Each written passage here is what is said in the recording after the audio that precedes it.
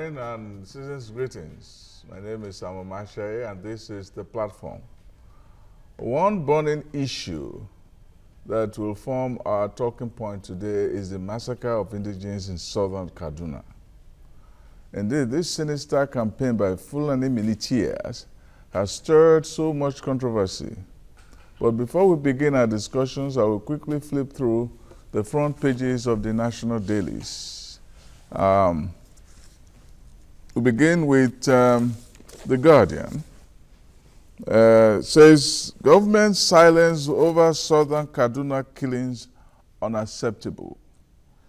Can reacts, declares January 8, 2017 National Mourning Day. Sarah petitions special rapporteur on killings. DSS arrests woman for allegedly arranging her child's kidnap. That's about it for The Guardian. Then you have the Saturday Punch. Says Nigerians present wish list to Buhari as year ends. The New Year's resolutions we want president to make by Balarabe Musa and others. Then we have the PermSec in trouble for spending 1.5 billion naira on Jonathan's campaign. Of course, there's a story here of a boy with hole in heart needs 6 million naira. FG budgets 8.4 billion naira for generators in 2017. There's one says arrest Oluwo, court orders Osun CP. National Assembly will focus on economy next year, Saraki. We wish we could turn the clock back. Patients spending New Year's Day in hospital. That's for The Punch.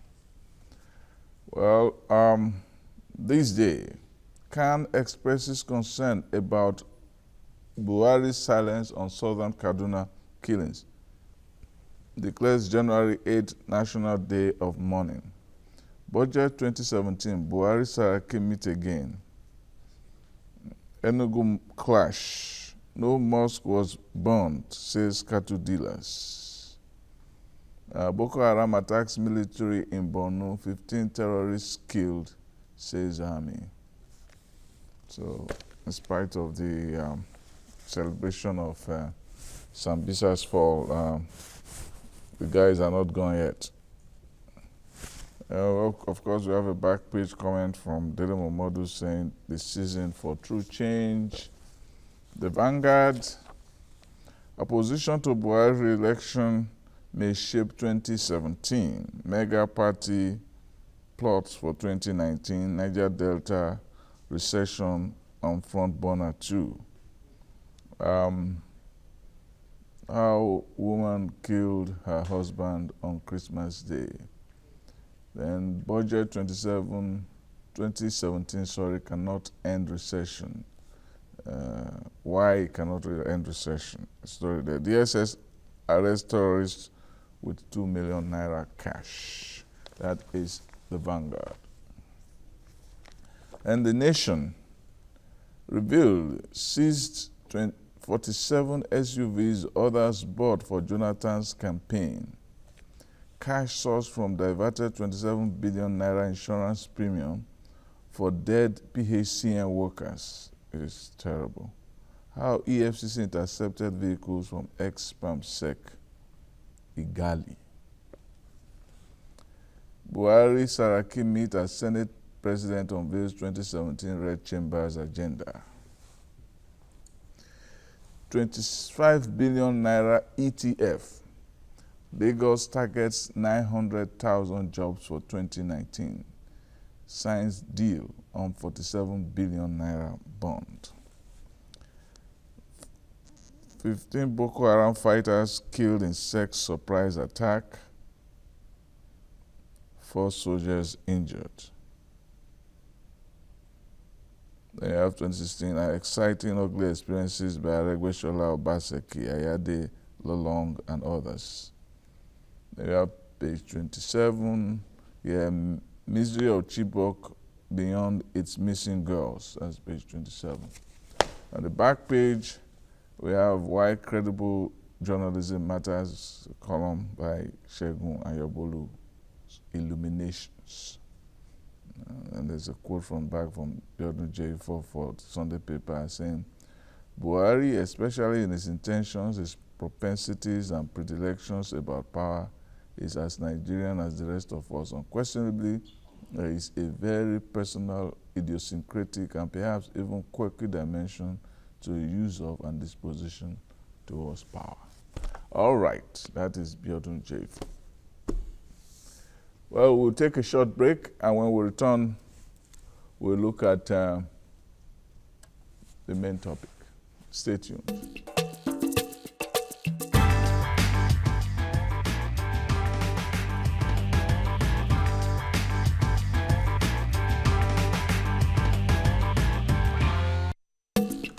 Welcome back. With me in the studio is security expert Sheyi Adetayo. You're welcome. Thank you so much. Yeah, but first we have David Ayuba Azama.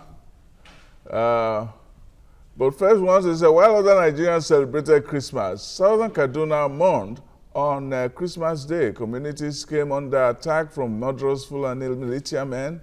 Their women were raped and slaughtered. The men were treated to the painful experience of death from the sharp blades of blood-stained swords, while their houses were looted and burned. The bloodletting in southern Kaduna has reached a frightening proportion. The loud silence of all those who should care is even more worrying. Is this an evidence of ethnic cleansing? News reports confirm that there has been a deployment of military troops to maintain the peace, but a dark cloud still covers that area. On the program today, we will discuss the Southern Kaduna program from different perspectives. In the studio with me, as I said earlier, is Sheyi Adetayo, and joining us also from Abuja, we'll have a public affairs analyst, David Ayuba Azama. And we have David Ayuba Azama right here from Abuja. Hello, David. I can hear you. Good morning. Hi, you're welcome to the show. Now, give us a little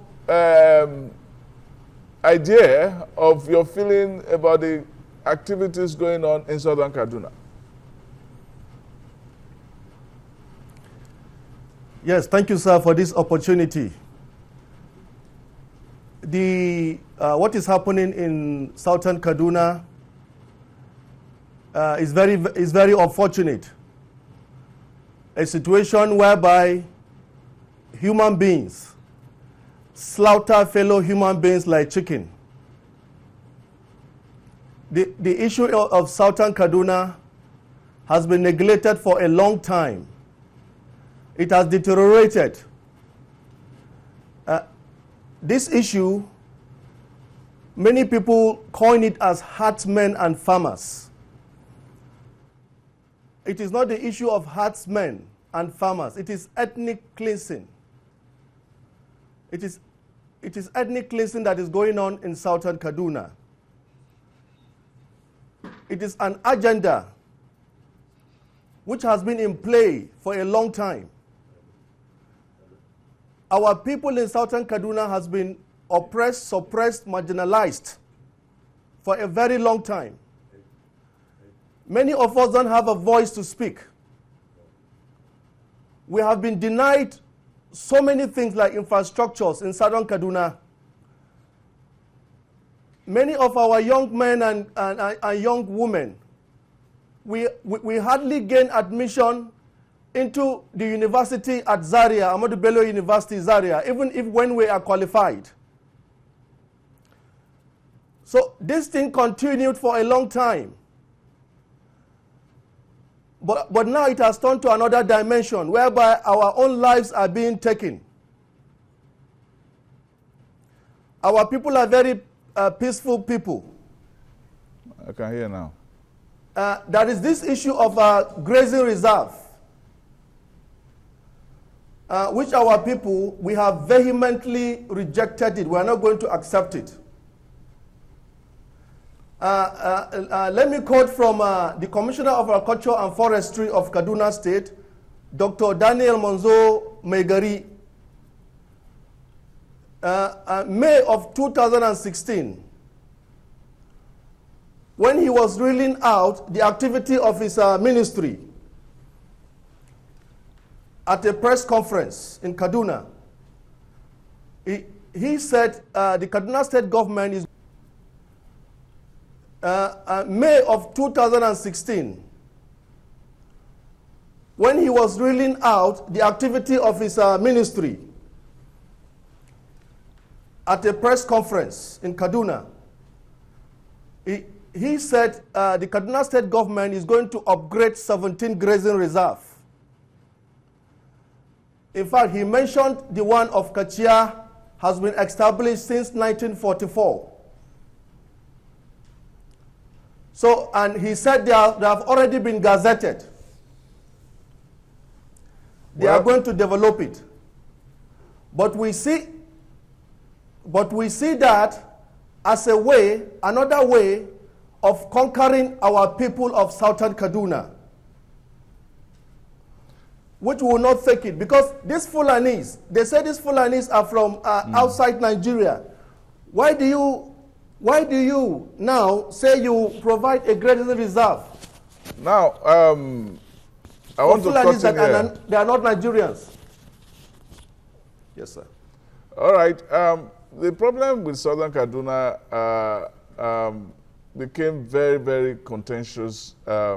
Hitting front page headlines in the past few months with the killings. And the Kaduna State Governor, Nasir El-Rufai, has said that it is mere criminality and that he was comparing it with the killings that took place in Zamfara.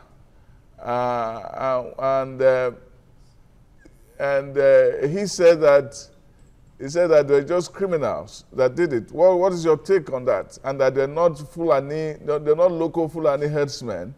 And then later he said that they are Fulani herdsmen who were trying to wreak revenge for something that happened in the 2011 elections. What is your take on that? My take on that, it is a complete lie. It is a lie. In 2011 election, they always take us back to 2011 election. That is why the Fulanis are revenging.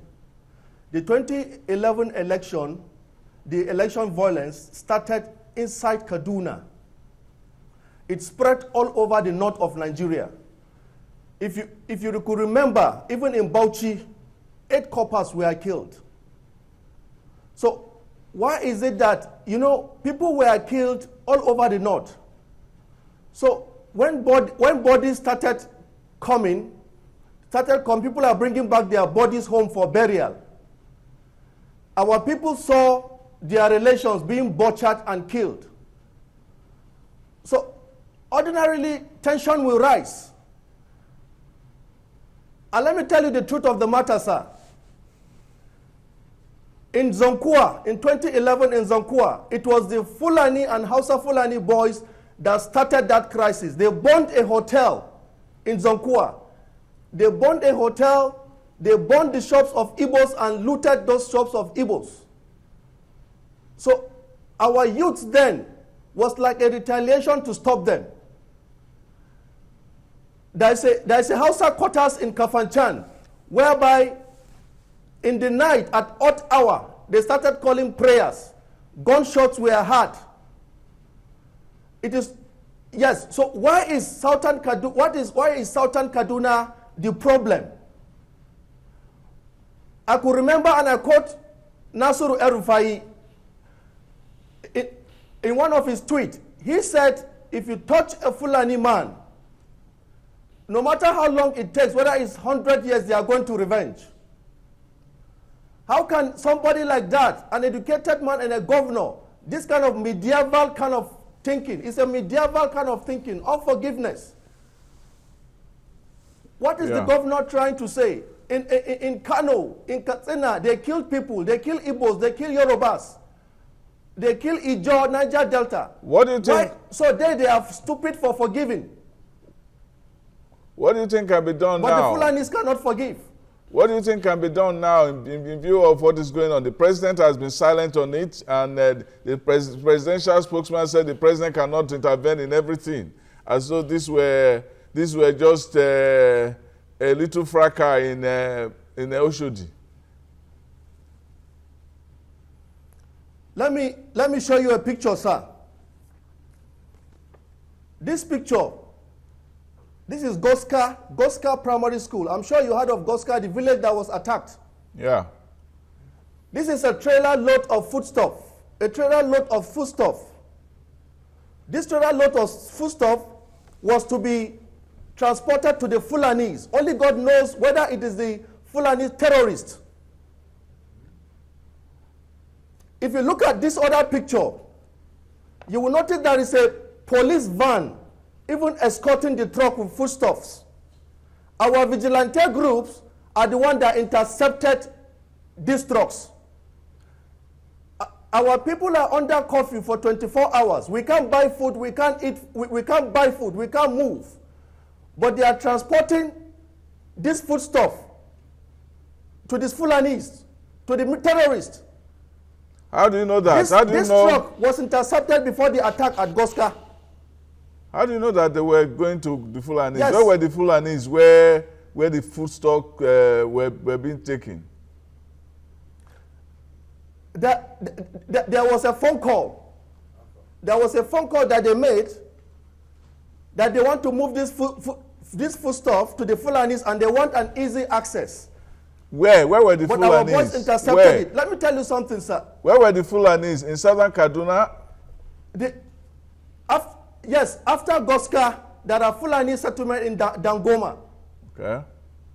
But nobody can be sure that they are going to Dangoma, or because these terrorist people, yeah, they are based in the forest. They are based in the bushes. And sir, the military structure in southern Kaduna has to be overhauled. Because the military or the security there, we have a strong feeling they are frustrating efforts. They are frustrating a lot of efforts.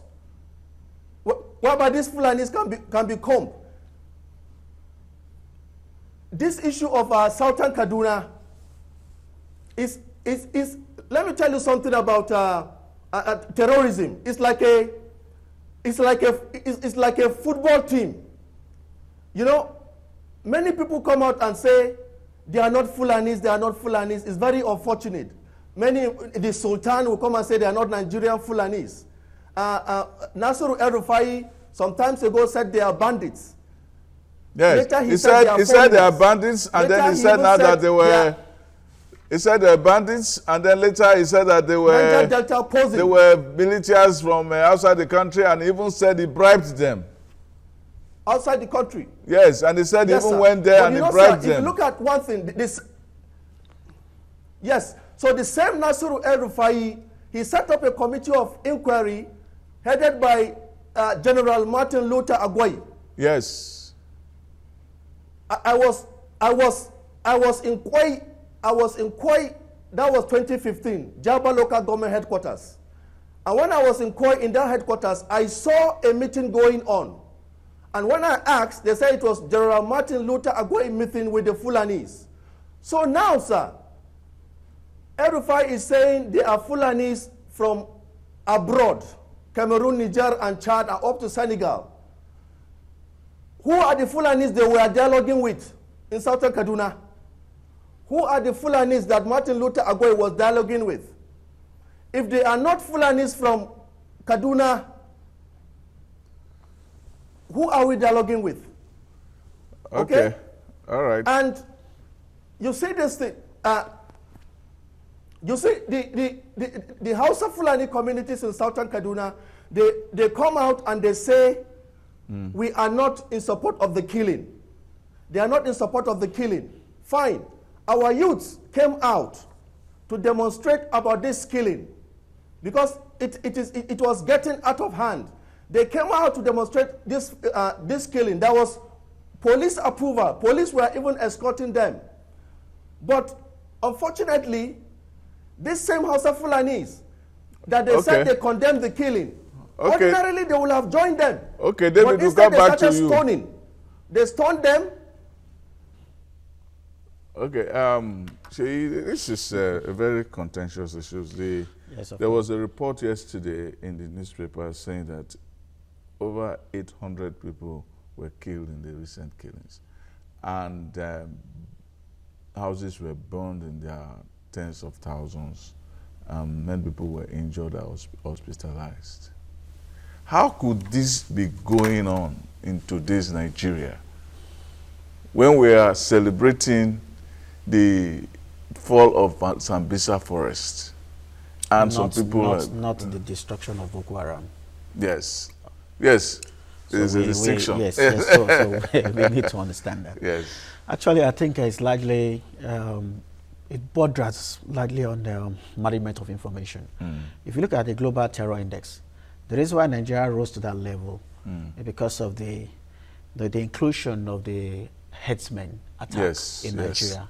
Because the statistics shows that we had more of headsmen attack last year in 2015, more than in terms of deaths, more than deaths occasioned by Boko Haram attacks. So with that, which means that we're having an issue bigger than Boko Haram. And I've actually been talking about this for long, that these headsmen militants should be of more of concern to us than even Boko Haram. But we weren't actually looking at the possibility of them. We are living through a period of extreme. We are living through a period of extreme denial. The Sultan says they are not our Fulanis. The governor says they are not our Fulanis. If they are any kind of Fulanis, let them. Why can't they parade one of them on the screen? Let us see them. We have no evidence. Nobody has evidence. Well, from security standpoint, I think that should be of even major concern to us, because if people are coming outside Nigeria and then they are causing serious havoc in this country, I think the military and the security apparatus of this country should be able to, as in, I don't want to use the word to say they should be ashamed of that, because the whole essence of a country having security arrangement is to protect both from within and then also its territory. So if you have influx of people from outside Nigeria and they are creating problem within the country, I think that should be of paramount. Now, we say we are fighting a war against Boko Haram. And we have a situation. Okay, I heard that you have a Senator. Okay, Senator Danjumala is on the line. Hello, Senator. Hello. Yeah, good day to you. This is the platform. Welcome. Now, we've just spoken with an activist, David Azama, on the situation, and he has expressed great anger and even despair about what is going on in southern Kaduna, especially from the silence of the president, or the presidency, from the contradictory statements of the state governor, and then from some stakeholders in the north who have said that it is not the Fulanis in Nigeria, but Fulanis from outside that are causing the mayhem.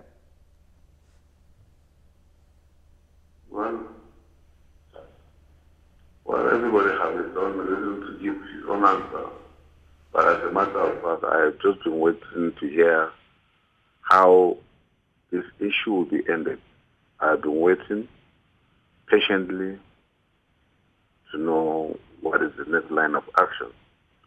Because by the governor's speech or whatever he says in his discussion, he said all the massacres of people of southern Kaduna, they came from Mali, Ghana, Cameroon, and what have you.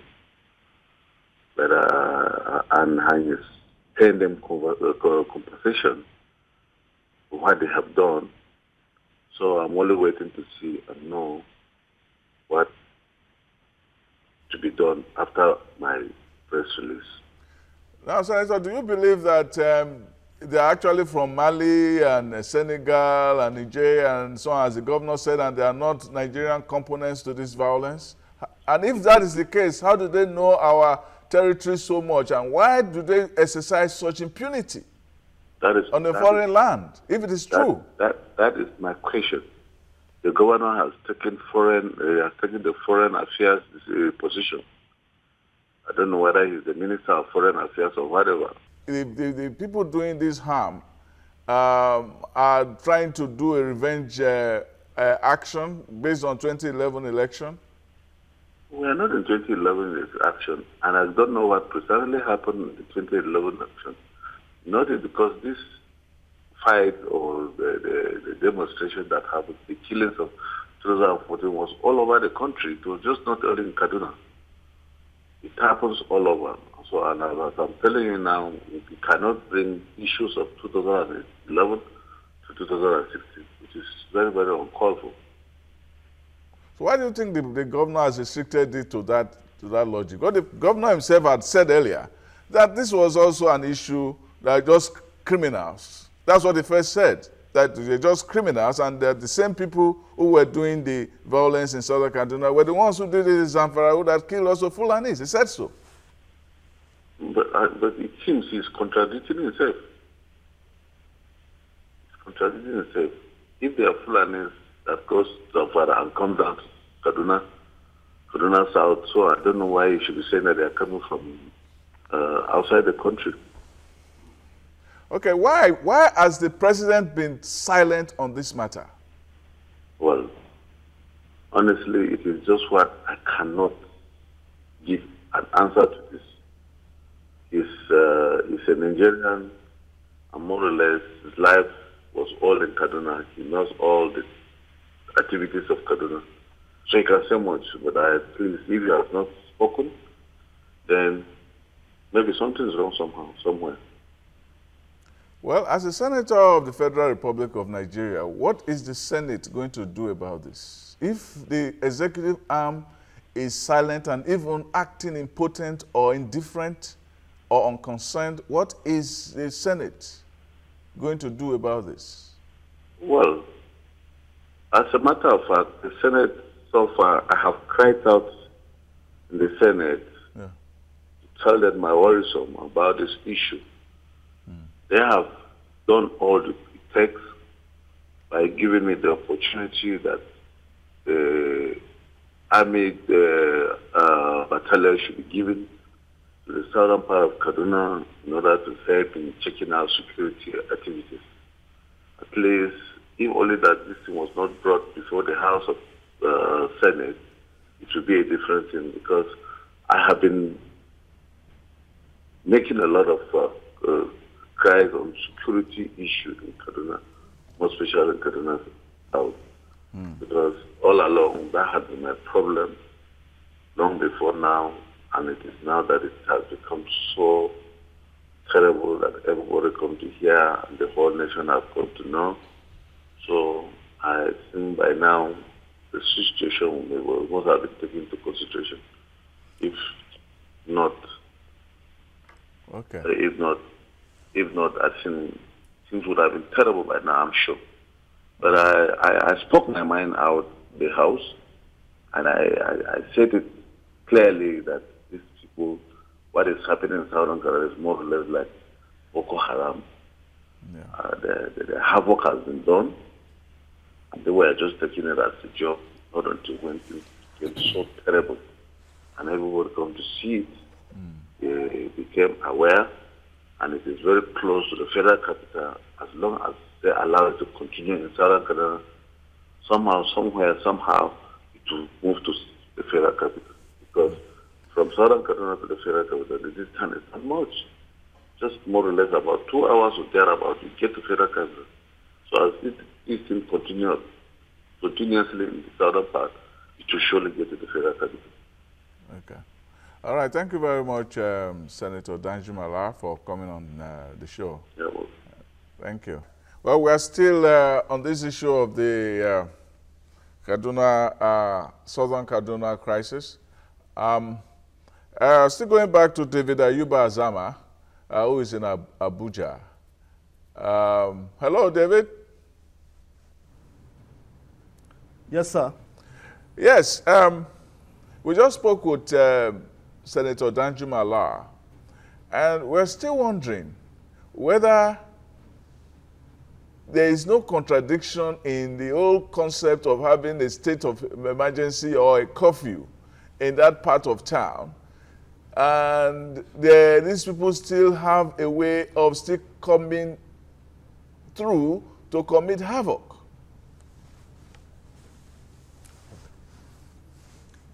Yes, the curfew was not placed for the Fulani terrorists.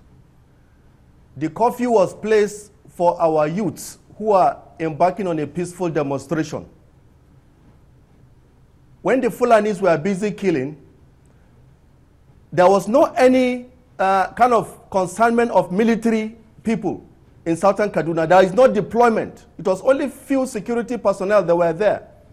But it was after the demonstration, we saw that heavy deployment of security into southern Kaduna. But even with that, the Fulanis were able to attack. You asked a question earlier, why is the president silent? I feel the life of cows is more valuable than the life of human beings. The president, when cattle were killed in Ekiti State, he sent a high-powered delegation to Ekiti State to avert that kind of situation again. The president went to Zamfara. He went as His Excellency to Zamfara. We all saw it. Because of cattle theft, 1,000 troops were deployed to Zamfara because of cattle theft. But it's very surprising that Kaduna State, 808 people are killed. 57 people are injured. 19 shops were burned and looted. 16 churches were burned. 1 car was burned. 1 school was burned. But it's unfortunate the president could not utter a word. But he could say something on the terrorist attack in Germany. But he doesn't deem it fit to say anything about Southern Kaduna issue.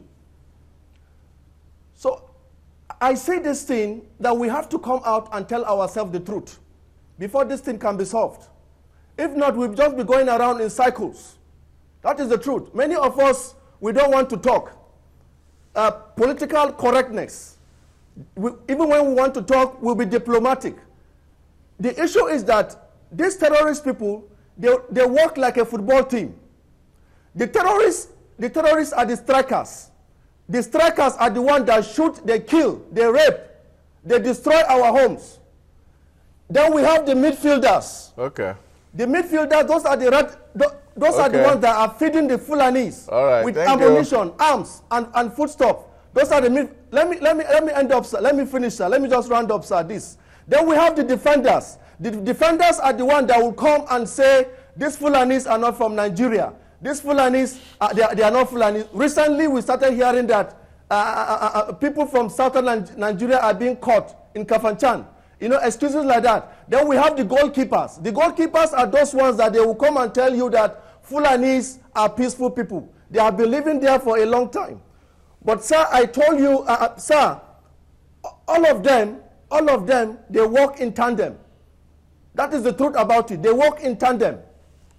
All right. Yes. If we don't tell each other the truth. All right, David, we have to go. This thing will not be solved. All right. Thank you. Thank you very much, David.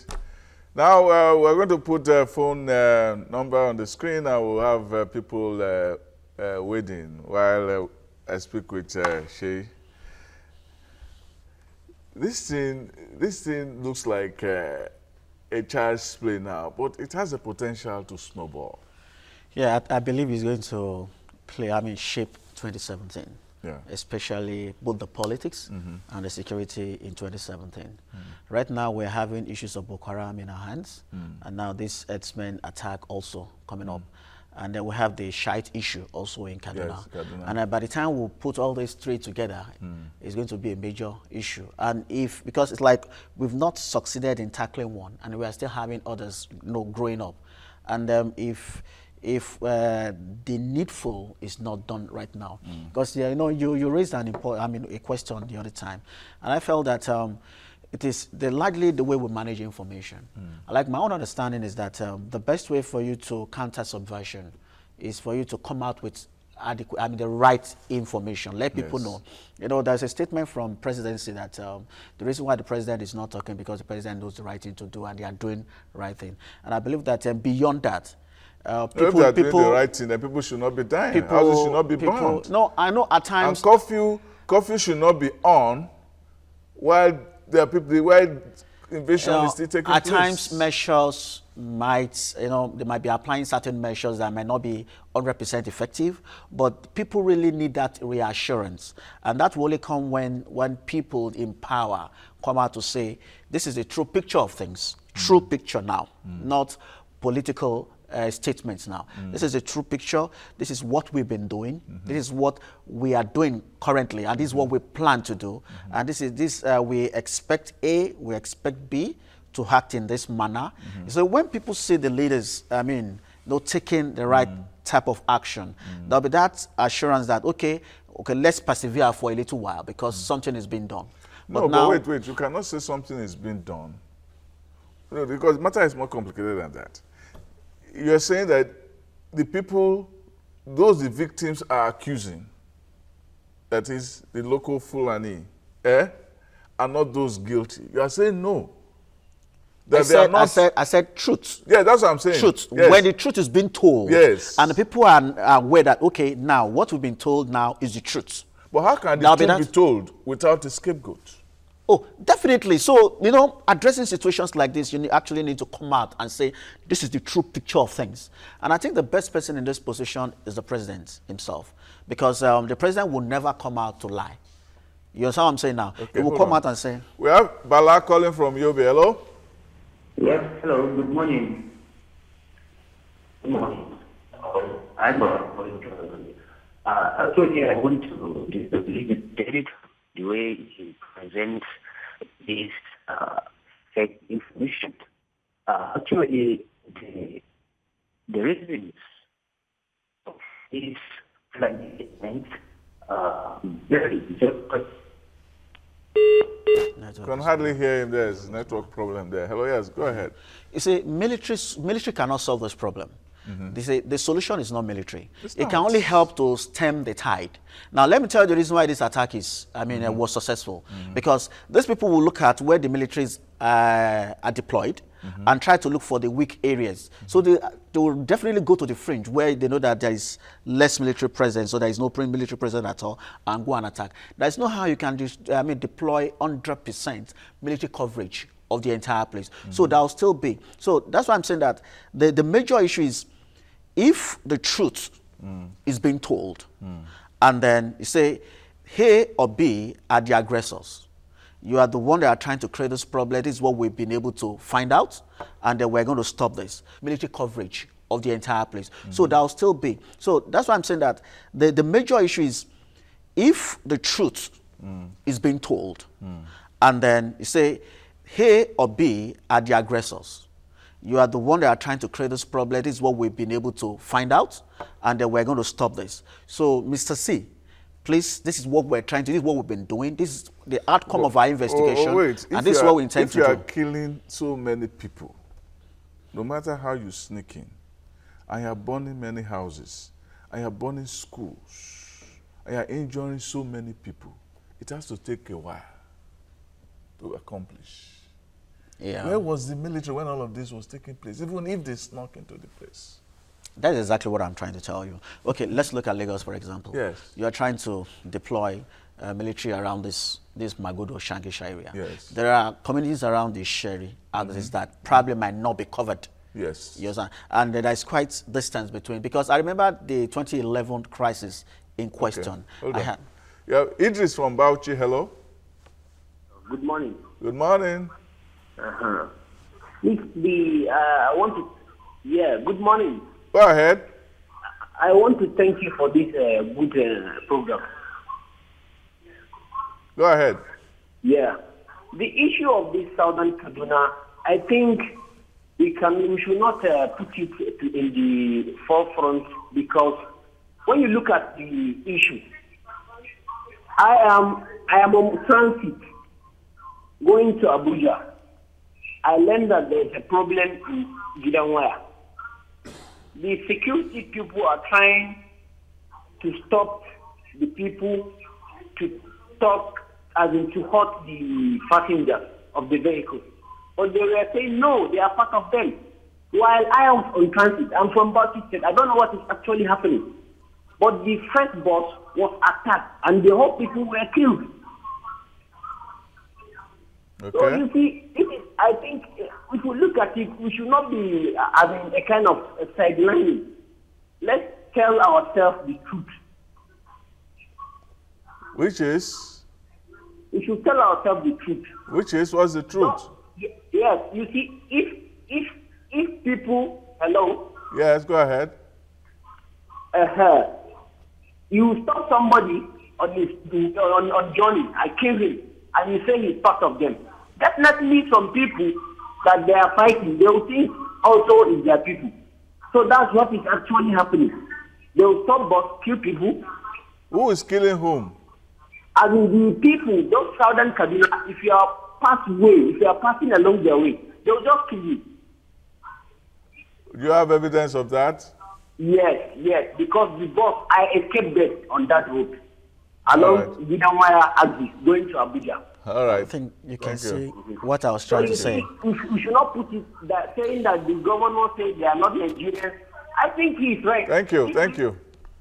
Yeah, I think, that's why I said that it is information management. Lots of rumors are actually going around. Yes. People are believing that, when you pass through Southern Kaduna, they will kill non-Southern Kaduna people.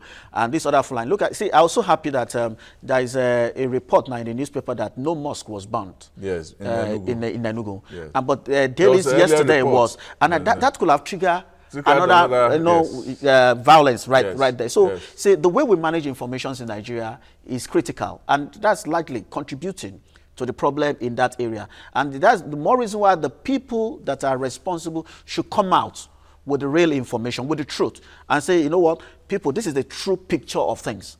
Enough of this rumor. And the moment people have that understanding, because if it's coming from the right quarters, they know that, yes, this is the real picture. And that's why I quite agree with you that it's high time that Mr. President should talk about it. He should use the opportunity of the New Year message, broadcast tomorrow, to say something about this and try to give some kind of reassurance to the people. Okay, Sheon from Kaduna, hello. Hello. Yeah. Good morning. Good morning. I just want to speak about this issue that is going on. Go ahead. As the governor said that he knows the headman, why can't you produce them and let all the world know them? Good question. Thank you. We have raised that issue ourselves. If you look at social media, I know I had to talk to people close to me. I mean, my professional group. I said, people will pick a particular picture, maybe from Rwanda or somewhere, and capture it and say, Christians people have killed Fulanis. In fact, I saw a particular one where they said that Fulani cows, look at the way they slaughter. And that thing was actually from another country where they do that as a mark for celebration. Yes. So we see we have lots of this going around. So you'll be surprised at the enormity of wrong information that is out there. And these are the things that are actually triggering all this crisis. They'll say, okay, they've done this, we are going back for... Now the optics are not good. He said, for instance, David Azama, he said, well, the president has gone to Zamfara when there was a problem with skilling. Okay, Atiku from Zaria. Hello. Hello, good day. Good day. Yes, my name is Atiku from Zaria. Yes. Actually, just want to chip in. I have been following the program from the beginning. All right. What is happening in Southern Kaduna is very, very unfortunate, especially with this festive season. But we should have to tell ourselves the truth, as other person said. We cannot say 100% Fulani headsmen are love or peace-loving people. But definitely, we all know Fulani from what happened in Plateau State. If you dare touch their cow, they will retaliate even if it is after 100 years. This issue of stealing their cows and maltreating them, most of them, they don't have a particular place to stay. They pass from one state to another and then to move around, grazing and whatever. We all had this situation report that they have been maltreated. Careful. People should be careful touching Fulani people. Because when they retaliate, we all know them. Even the military people sometimes cannot see when they attack. When they attack, you just see people dying. Nobody will see anybody. You will just see weapons just moving around. People in Jos and other parts of Plateau State will be our witness. And that is the reason why the other person was saying that Mr. President was taking the life of cows more important than people in Ekiti State. That was what he was trying to prevent, because I think he knows little about them. So we should tell ourselves that we shouldn't take this personal. Kaduna State government came out clearly and said they are doing their best. One of the things they did was to issue this curfew so that they can curtail the situation. But the curfew has not worked. Is the federal government not supposed to hold in? If somebody steals your cattle, hold on. If somebody steals your cattle, the person should be punished. But that does not give anybody any right to go and kill other people. Did not kill your cattle, no matter how vengeful you are. This is what is called the rule of law. I know. It's very important. No, you are trying to justify. You are just trying to justify the killing of 100 people because of the stealing of one cattle. The person who steals a cattle should be caught and treated according to the law. Accountable. Is that not? Yeah, that is human justice. That is justice in both the Bible and the Quran. So what you are saying is what the guy article was saying was just to justify pogrom by other means. It's unacceptable. It is the way things are. Yeah. And what I would want to say is that it is high time if the president could go to a place that is Amphara because they stole cattle, he should go to southern Kaduna because human beings are dying. And it is not a very good way to end the year 2016, which has been a very, very turbulent year, a year of recession, a year of so many things, but there have been good things. The Boko Haram has been substantially degraded. I won't say they have been eliminated because they struck even yesterday. The president has done a good job in degrading, and that is, I can say, is signal achievement in the 2 years, is Boko Haram. I don't think I've seen any other substantial achievement by this president, other than the fact that it stopped the bleeding, which is also significant, of our pulse, but that has not translated into prosperity. So if you say that we have stopped the bleeding of our pulse and we are still hungry, it's no better than the pot is bleeding and we are still hungry. So rounding off the year by saying that the president did well in Boko Haram, but so far his presidency has been substantially unfulfilled and disappointing. And he still has to do a lot to impress those who fought very hard for him to jump in that saddle. So on that note, I say compliments of the season. We hope that 2017 will be a year of fulfillment. We'll have good roads and power and most importantly, food on the table and people can pay school fees, and the problem of the herdsmen will come to an end. On that note, Sheyi, I'm very happy that you came here. Thank you so much. And I wish you a great 2017. Thank you. And until next year, I say to you, be good.